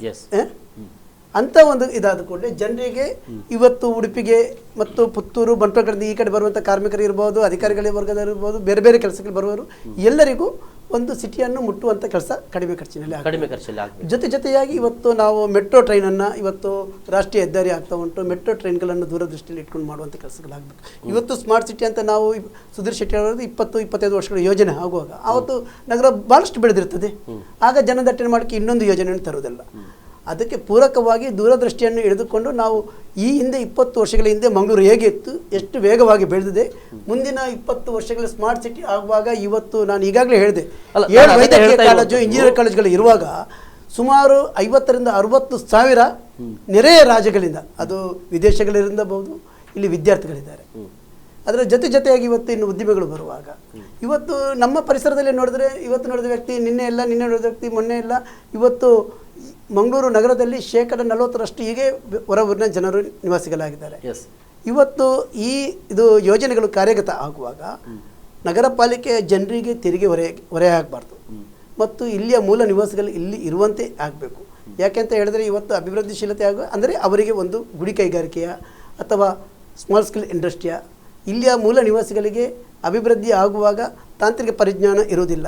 ಯಾವುದೇ ಒಂದು ಉದ್ಯಮಿಗಳು ಬಂದರೆ ಇವತ್ತು ನಾವು MRPಯಲ್ಲಿ SEZ ಇನ್ನಿತರ ಕೆಲಸಗಳು ಉದ್ಯಮಿಗಳು ಬಂದಾಗ ಇಲ್ಲಿಯ ಮೂಲ ಜನರಿಗೆ ಕೆಲಸ ಸಿಕ್ಕಿಲ್ಲ ಅಂತ ನಮ್ಮದು ಆರೋಪ ಇತ್ತು. ಅಥವಾ ಆರ್ಬರ್ ಬಂದಾಗ ನಮ್ಮದು ಆರೋಪ ಅಂದರೆ ತಾಂತ್ರಿಕ ಪರಿಜ್ಞಾನ ಅವರಿಗೆ ಇರುವುದಿಲ್ಲ. ಮುಂದಿನ ಒಂದು 10-15 ವರ್ಷಗಳ ನಂತರ ಇಲ್ಲಿಯ ಜನರು ಕಲಿತು ಅದರ ಏನು ಭೂಮಿಯನ್ನು ಕಳ್ಕೊಂಡವರಿಗೆ ಮಾತ್ರ ಕೆಲಸ ಸಿಗ್ತದೆ ಅಂತ ದೃಷ್ಟಿಯಲ್ಲಿ ಇರುವಾಗ ಅಭಿವೃದ್ಧಿ ಆಗುವಾಗ ಇಲ್ಲಿಯ ಜನರಿಗೆ ಪೂರಕ ಒಂದು ಕೆಲಸ ಆಗಬೇಕು. ಇವತ್ತು ಅದಕ್ಕೆ ಪೂರಕವಾದಂಥ ಗುಡಿ ಕೈಗಾರಿಕೆಗಳು, ಸಣ್ಣ ಉದ್ದಿಮೆಗಳು ಇವತ್ತು ಬರಬೇಕು ಮತ್ತು ಕೃಷಿ ಉತ್ಪನ್ನಕ್ಕೆ ಆದ್ಯತೆಯನ್ನು ಕೊಡಬೇಕು. ಇವತ್ತು ಕೃಷಿ ಪ್ರಧಾನವಾಗಿ ಕೆಲವು ಜಾಗಗಳನ್ನು ಗುರುತಿಸಿಕೊಂಡು ಕೃಷಿಯನ್ನು ಅಭಿವೃದ್ಧಿ ಪಡಿಸುವ ಮೂಲಕ ಈ ಜಿಲ್ಲೆಯಿಂದಲೇ ಅದು ಅಲ್ಲ, ಕೃಷಿ ಜಾಗಗಳನ್ನು ನಾವು ಈಗಾಗಲೇ ಎಲ್ಲ ಬಳಕೆ ಮಾಡಿ ಆಗಿದೆ. ಇನ್ನು ಕೃಷಿಯನ್ನು ಅಭಿವೃದ್ಧಿ ಪಡಿಸಲಿಕ್ಕೆ ಸಾಧ್ಯ ಅಂತಾರಾಷ್ಟ್ರೀಯ ಇನ್ನು ಬಹುಶಃ ನಾವು ಪುತ್ತೂರಿನಿಂದ ಇನ್ನು ಆ ಕಡೆ ಹೋಗ್ಬೇಕು. ಅಲ್ಲ, ನಾನು ಅದನ್ನೇ ಹೇಳಿದೆ. ಇವತ್ತು ಪುತ್ತೂರು ಉಡುಪಿ ಕಡೆ ಇರುವಂತಹ ಸಂಪರ್ಕವನ್ನು ಮಾಡಬೇಕು. ಅದಕ್ಕೆ ಒತ್ತು ಕೊಡುವಂತ ಇದು ಈ ಜಿಲ್ಲೆ ಮಂಗಳೂರು ನಗರ ಸ್ಮಾರ್ಟ್ ಸಿಟಿ ಅಭಿವೃದ್ಧಿ ಆಗುವಾಗ ಇದು ಅವಳಿ ಜಿಲ್ಲೆಯಾಗಿ ಪರಿವರ್ತನೆ ಆಗಬೇಕು. ಬರೀ ಮಂಗಳೂರು ಅಂತ ನಾವು ಇದು ಮಾಡಿಕೊಂಡು ದೂರದೃಷ್ಟಿ ಸಾಕಾಗುದಿಲ್ಲ, ಖಂಡಿತವಾಗಿ ಸಾಕಾಗುದಿಲ್ಲ. ಆ ದೂರದೃಷ್ಟಿಯನ್ನು ಇಟ್ಟುಕೊಂಡು ಮುಲ್ಕಿಯಿಂದ ಆಚೆಗೆ ಕೃಷಿ ಭೂಮಿಯಲ್ಲಿದೆ ಅದನ್ನು ಒಂದು ಸರ್ಕಾರದ ಮಟ್ಟ ಅಥವಾ ಯಾವುದೇ ಒಂದು ರೀತಿಯಲ್ಲಿ ಅಥವಾ ದೊಡ್ಡ ಹಿಡುವಳಿದಾರರಿಗೆ ಅದನ್ನು ಕೊಟ್ಟು ಅಭಿವೃದ್ಧಿಪಡಿಸಿ ಇಲ್ಲಿಯ ಕೃಷಿ ನೈಸರ್ಗಿಕ ಕೃಷಿಯನ್ನು ಮಾಡುವಂಥ ರೀತಿಯಲ್ಲಿ ನಾವು ಒತ್ತು ಕೊಟ್ಟರೆ ಅದು ಅಭಿವೃದ್ಧಿ. ಈಗ ಸುಧೀರ್ ಶೆಟ್ಟಿ, ಗುರಿ ಯಾವಾಗ ಮುಟ್ಟಬಹುದು ಅಂತ ಈಗ ನಾವು ಒಂದು ಕನ್ಸ್ಟ್ರಕ್ಷನ್ ತೆಗೆದುಕೊಂಡ್ರೆ ಅದು 1 ವರ್ಷಕ್ಕೆ ಕಾಮಗಾರಿ ಮುಗಿತದೆ ಅನ್ನುವಂಥ ಹೇಳಿಕೆ ಬರ್ತದೆ. ಆ ನಂತರ ಮತ್ತೆ ಅದು ಮುಂದುವರಿತದೆ. ಮುಂದೆ ಹೋಗಿ 5 ವರ್ಷ 6 ವರ್ಷ ಮುಂದೆ ಉತ್ತರವನ್ನು ಬಯಸ್ತಾ ಇರೋ ಒಂದು ಸಣ್ಣ ಬ್ರೇಕ್ ತಗೊಳ್ಬೇಕು. ವೀಕ್ಷಕರೇ, ಒಂದು ಸಣ್ಣ ವಿರಾಮ ತೆಗೆದುಕೊಳ್ಳಿ. ವಿರಾಮ ನಂತರ ಮತ್ತೆ ಈ ಒಂದು ಸ್ಮಾರ್ಟ್ ಆಗು ಮಂಗಳೂರು ಕಾರ್ಯಕ್ರಮ ಮುಂದುವರಿತದೆ.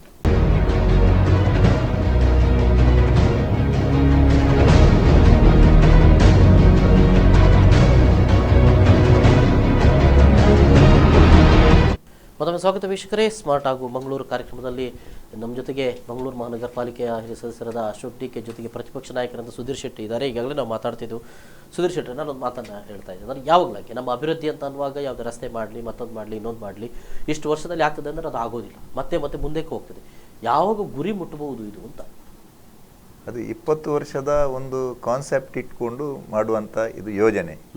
5 ವರ್ಷದಲ್ಲಿ ಈಗಾಗಲೇ 1,000 ಕೋಟಿಯಲ್ಲಿ ಏನಾಗುವುದಿಲ್ಲ. 1,000 ಕೋಟಿಯ ಒಟ್ಟಿಗೆ ಮಂಗಳೂರು ಮಹಾನಗರ ಪಾಲಿಕೆಗೆ ಕೇಂದ್ರ ಸರ್ಕಾರದಿಂದ ಅಮೃತ್ ಯೋಜನೆಯಲ್ಲಿ ಹಣ ಬರ್ತದೆ, ಮತ್ತೆ SFCಯಲ್ಲಿ ಮಂಗಳೂರು ಮಹಾನಗರ ಪಾಲಿಕೆಗೆ ಹಣ ಬರ್ತದೆ, ಮತ್ತೆ 14th ಫೈನಾನ್ಸ್ ಅಲ್ಲಿ ಹಣ ಬರ್ತದೆ, ಮತ್ತೆ ಪ್ರೀಮಿಯಂ FIR ಇಂದ ಮಂಗಳೂರು ಮಹಾನಗರ ಪಾಲಿಕೆಗೆ ಹಣ ಬರ್ತದೆ.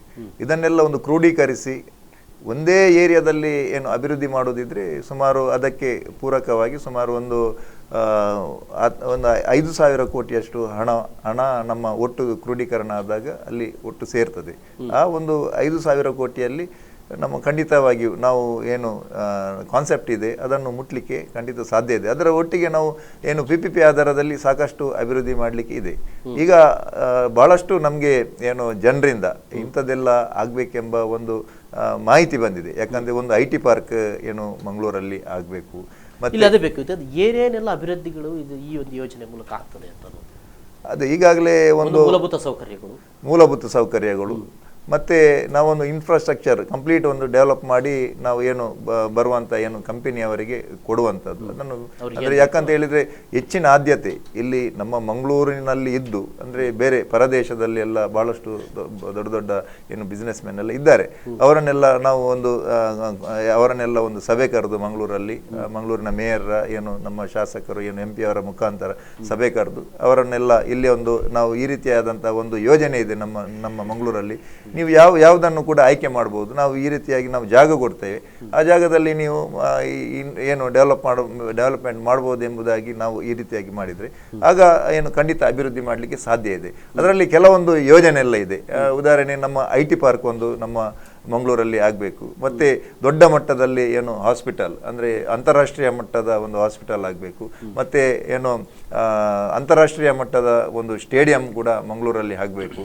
ಹಾಗೆ ಅದರ ಜೊತೆಗೆ ನಮ್ಮ ಏನು ತಣ್ಣೀರ್ಬಾವಿ ಬೀಚ್ ಇದೆ, ಮತ್ತು ಪಣಂಬೂರು ಬೀಚ್ ಇದೆ, ಅದನ್ನು ಒಂದು ಟೂರಿಸಮ್ ಒಂದು ಪ್ಲೇಸ್ ಆಗಿ ನಾವು ಆ ರೀತಿಯಾಗಿ ಅಭಿವೃದ್ಧಿ ಅಂದರೆ ನಮ್ಮ ಏನು ಗೋವಾದಲ್ಲಿ ಇರತಕ್ಕಂಥ ಬೀಚಿಗಿಂತ ಉತ್ತಮವಾಗಿ ಅಂತಾರಾಷ್ಟ್ರೀಯ ಮಟ್ಟದ ಒಂದು ಗುಣಮಟ್ಟದ ಒಂದು ಏನು ಆಧಾರದಲ್ಲಿ ಅದನ್ನು ಕೂಡ ಏನು ಅಭಿವೃದ್ಧಿ ಮಾಡಬೇಕು. ಅದರ ಜೊತೆಗೆ ಏನು ಓಲ್ಡ್ ನಮ್ಮ ಪೋರ್ಟ್ ಇದೆ, ಆ ಪೋರ್ಟಲ್ಲಿ ಅಲ್ಲಿ ಕೂಡ ಡೆವಲಪ್ಮೆಂಟ್ ಮಾಡುವಂಥದ್ದು, ಮತ್ತು ನಮ್ಮ APMC ಯಾರ್ಡ್ ಖಾಲಿ ಬಿದ್ದಿದೆ, ಅದರಲ್ಲಿ ಒಂದು ಆಗ್ರೋ ಫುಡ್ ಪ್ರೊಸೆಸಿಂಗ್ ಸೆಂಟರ್ ಅಂತೇಳಿ ಅಲ್ಲಿ ಎಲ್ಲ ರೀತಿಯಾದಂಥ ನಮ್ಮಲ್ಲಿ ಅಲ್ಲಿ ಸಿಗುವಂಥ ಒಂದು ವ್ಯವಸ್ಥೆ ಎಲ್ಲ ನಮ್ಮ APMC ಯಾರ್ಡ್ ಅಂದರೆ ಅದು ಈಗಾಗಲೇ ಅದು ಪಾಲು ಬಿದ್ದಿದೆ. ಉಳಿದ ಜಿಲ್ಲಾ ಕೇಂದ್ರಗಳಲ್ಲಿ APMC ಅಂತ ಹೇಳಿದ್ರೆ ಎಲ್ಲಾ ರೀತಿಯ ತರಕಾರಿ ಮಂಗಳೂರಲ್ಲಿ ಅದನ್ನು ಒಂದು ಅಂತಾರಾಷ್ಟ್ರೀಯ ಮಟ್ಟದ ಒಂದು ಗುಣಮಟ್ಟದ ಒಂದು APMC ಅನ್ನಾಗಿ ಮಾಡುವಂಥದ್ದು ಈ ರೀತಿಯಾಗಿ ಬಹಳಷ್ಟು ಒಂದು ಯೋಜನೆ ಎಲ್ಲ ಇದೆ. ಇದನ್ನೆಲ್ಲ ಕಾರ್ಯಗತ ಮಾಡುವಂಥವ್ರು ಯಾರಂತ ಹೇಳಿದ್ರೆ ನಾವು. ಯಾಕಂತ ಹೇಳಿದ್ರೆ ಇಲ್ಲಿ ರಾಜಕೀಯ ಮತ್ತೆ ಸ್ವಾರ್ಥ ನಾನು ಎಂಬ ಅಹಮನ್ನು ಬಿಟ್ಟು ಎಲ್ಲರೂ ಕೂಡ ನಮ್ಮದು ಅಂತ ಇಲ್ಲಿಂದ ಮತ್ತೊಂದು ಕಡೆಗೆ ವರ್ಗಾಯಿಸಬೇಕು ಅಂತ ಸಂದರ್ಭದಲ್ಲೂ ಕೂಡ ಒಂದು ಸ್ಪಷ್ಟವಾದಂತ ನಿಲುವನ್ನು ತೆಗೆದುಕೊಳ್ಳಿಕ್ಕೆ ಸಾಧ್ಯ ಆಗಲಿಲ್ಲ. ಅದನ್ನ ನಿರ್ಮಾಣ ಮಾಡುವಂತ ಸಂದರ್ಭ ಇಲ್ಲಿ ಮಾಡಬಹುದು ಅನ್ನೋದು ಮೊದಲಾದ್ರೂ ತೀರ್ಮಾನ ಮಾಡಬಹುದಾಗಿತ್ತು. ಸೊ ಈ ರೀತಿಯಾದಂಥ ಕೆಲವೊಂದು ಏನು ಒಂದು ತಪ್ಪು ನಿರ್ಧಾರಗಳು ಅಂತ ಹೇಳ್ಬೋದು ಅಥವಾ ಕಟಿಬದ್ಧತೆ ಅಂತ ಹೇಳ್ಬೋದು. ಸೊ ಇಂಥ ಇದರಿಂದ ಹೊರಗೆ ಬರದೆ ಸ್ಮಾರ್ಟ್ ಆಗ್ಲಿಕ್ಕೆ ಹೇಗೆ ಸಾಧ್ಯ ಅಂತ, ಸ್ಮಾರ್ಟ್ ಆಗಿ ಮಂಗಳೂರು ಅಂತ ನಾವು ಹೇಳಬೇಕಾಗಿದೆ ಪ್ರತಿಯೊಬ್ಬರಿಗೂ. ಈಗ ಜೊತೆಗೆ ಈಗ ಒಂದು ಮಂಗಳೂರಿಗೆ ಸಂಬಂಧಪಟ್ಟ ಹಾಗೆ ಈಗಾಗಲೇ ಒಂದಷ್ಟು ಸುಧೀರ್ ಶೆಟ್ಟಿ ಅವರು ಹೇಳುವ ರೀತಿಯಲ್ಲಿ ಪ್ರವಾಸೋದ್ಯಮಕ್ಕೆ ಸಂಬಂಧಪಟ್ಟ ಹಾಗೆ ನಮ್ಮ ಜಾಗಗಳು ಕಡಿಮೆ ಏನಿಲ್ಲ. ಜಲ ಸಾರಿಗೆಗೆ ಬೇಕಾದಷ್ಟು ಮೂಲಭೂತ ಸೌಕರ್ಯಗಳೆಲ್ಲ ಅಷ್ಟೇ ವ್ಯವಸ್ಥೆಗಳು ಇದ್ದಾವೆ ನಮ್ಮಲ್ಲಿ, ಮತ್ತೆ ಬೀಚ್ಗಳು ಇದ್ದಾವೆ. ಇನ್ನು ಏನೇನು ನಮ್ಮಲ್ಲಿ ಆಲ್ರೆಡಿ ಮಂಗಳೂರು ಹಂಚನ್ನು ತಯಾರಿಸಿದ್ದು, ಮಂಗಳೂರು ಬೀಡಿ ಆಗಿರಲಿ ಅಥವಾ ಕ್ಯಾಶ್ಯೂ ಆಗಿರಲಿ, ಇವೆಲ್ಲವನ್ನ ಕೊಟ್ಟಂತ ಮಂಗಳೂರು ನಮಗೇನು ಬೇಕು. ಹಾಗಿದ್ರೆ ಸ್ಮಾರ್ಟ್ ಸಿಟಿ ಅನ್ನುವಂಥ ಯೋಜನೆಯೇ ಬೇಕಾಗಿತ್ತ ನಮಗೆ ಇದನ್ನು ತಿಳ್ಕೊಳ್ಳಿಕ್ಕೆ ಅಂತ. ಈಗಾಗಲೇ ನಾವು ಏನು ಪರಿಕಲ್ಪನೆ ಕಂಡಿದ್ದೇವೆ ಅದು ಈಗಾಗಲೇ ನಮ್ಮಲ್ಲಿ ಇದೆ. ಇವತ್ತು ಇದ್ದದ್ದನ್ನು ಉತ್ತಮ ರೀತಿಯಲ್ಲಿ ಮಾಡುವುದೇ ನಮ್ಮ ಸ್ಮಾರ್ಟ್ ಸಿಟಿ ಆಗಬೇಕು. ಇವತ್ತು ನಮ್ಮದು ಗೇರು ಅಭಿವೃದ್ಧಿ ಆಗಿರ್ಬೋದು, ನಮ್ಮಲ್ಲಿ ನಾವು ಇವತ್ತಿಗೂ ಕೂಡ ಗೇರು ಎಕ್ಸ್ಪೋರ್ಟ್ ಮಾಡೋದ್ರಲ್ಲಿ ಮೊದಲಿಗರು. ಮತ್ತು ಇಲ್ಲಿ ಸರಿಯಾಗಿ ನೋಡಿದರೆ ಮೀನುಗಾರಿಕಾ ರಾಜಧಾನಿ ಮಾಡಬೇಕು. ಈ ಜಿಲ್ಲೆಯಲ್ಲಿ ಇರುವಷ್ಟು ಮತ್ಸ್ಯ ಇದು ಬೇರೆ ಯಾವ ಜಿಲ್ಲೆಯಲ್ಲಿ. ಇವತ್ತು ನಮ್ಮ ಕರಾವಳಿಯಲ್ಲಿ ಇಲ್ಲಿಂದ ಮಣಿಪಾಲ ತನಕ ಬೇಕಾದಷ್ಟು ಮೀನುಗಾರಿಕೆ ಬಂದರಿದೆ, ಮೀನುಗಾರರಿದ್ದಾರೆ. ಅವರಿಗೆ ಒತ್ತು ಕೊಟ್ಟು ಇಲ್ಲಿ ಅದನ್ನು ಶಿಥಿಲೀಕರಣಗೊಳಿಸಿ ಅಂತಾರಾಷ್ಟ್ರೀಯ ಎಕ್ಸ್ಪೋರ್ಟ್ ಮಾಡುವುದಕ್ಕೆ ಮತ್ತು ಇಲ್ಲಿ ಉದ್ದಿಮೆಯನ್ನು ತಯಾರು ಮಾಡುವುದಕ್ಕೆ ನಾವು ಇದನ್ನು ಮೀನುಗಾರಿಕಾ ರಾಜಧಾನಿಯಾಗಿ ಪರಿವರ್ತನೆ ಮಾಡಬೇಕು. ಮೀನುಗಾರಿಕರಿಗೆ ಹೆಚ್ಚು ಪ್ರೋತ್ಸಾಹವನ್ನು ಕೊಡಬೇಕು. ಅಂದರೆ ಈ ಜಿಲ್ಲೆಯಲ್ಲಿರುವ ನಿವಾಸಿಗಳಿಗೆ ಆಗ ಒಂದು ಉದ್ಯೋಗ ಸೃಷ್ಟಿಯಾಗ್ತದೆ. ಮೀನುಗಾರಿಕರಿಗೆ ಒತ್ತು ಕೊಟ್ಟು ಇಲ್ಲಿ ಮಾಡಬೇಕು. ಯಾಕಂತ ಹೇಳಿದ್ರೆ ಇವತ್ತು ಗೇರು ಕೃಷಿ ಅದು ನಾಶದ ಹತ್ರ ಹೋಗ್ತಾ ಇದೆ. ನೀವು ಆಗ ನಾನು ಹೇಳಿದಾಗ ಕೃಷಿ ಕೂಡ ಇಲ್ಲಿ ಭೂಮಿ ಇಲ್ಲ ಅಂತ ಹೇಳಿದ್ರಿ, ಆದರೆ ಮೀನುಗಾರಿಕೆಗೆ ಪೂರಕವಾದಂಥ ವಾತಾವರಣ ಇದೆ. ಮೀನುಗಾರಿಕಾ ರಾಜಧಾನಿಯನ್ನಾಗಿ ಅದನ್ನು ಪರಿವರ್ತನೆ ಮಾಡ್ಬೋದು. ಆ ಮೂಲಕ ಇದನ್ನು ಒಂದು ಅಂತಾರಾಷ್ಟ್ರೀಯ ಮಟ್ಟದಲ್ಲಿ ಗುರುತಿಸುವಂಥ ಕೆಲಸ ಮಾಡ್ಬೋದು. ಮತ್ತು ಈಗಿರುವಂಥ ನಮ್ಮ RTO ಕಚೇರಿಗಳಿರ್ಬೋದು, ಅದನ್ನು ವಾಮಂಜೂರು ಕಡೆಯಿಂದ ಆಚೆ ಹಾಕಬೇಕು, ಜನದಟ್ಟಣೆ ಕಡಿಮೆ ಮಾಡುವಂಥ ರೀತಿಯಲ್ಲಿ. ಈಗಾಗಲೇ ನಮ್ಮ DC ಆಫೀಸನ್ನು ಪಡೀಲ್ ಕಡೆ ವರ್ಗಾವಣೆ ಮಾಡುವಂಥ ಒಂದು ಚಿಂತನೆ ನಡೀತಾ ಉಂಟು. ಈಗ ಅಂತಾರಾಷ್ಟ್ರೀಯ